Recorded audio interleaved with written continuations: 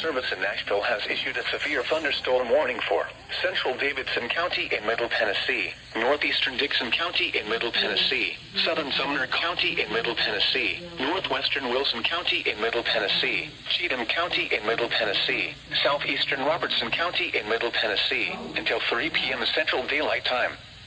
At 2:11 p.m. Central Daylight Time, severe thunderstorms were located along a line extending from near Springfield to near Van Lean, moving southeast at 30 miles per hour. Hazard, 60 miles per hour wind gusts. Source, radar indicated. Impact, expects damage to roofs, siding, and trees.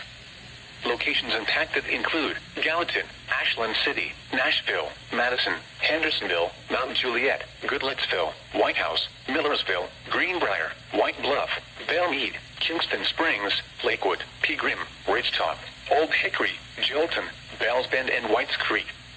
This includes the following highways: Interstate 40 between mile markers 185 and 209. Interstate 65 between mile markers 85 and 107. Interstate 24 between mile markers 29 and 49.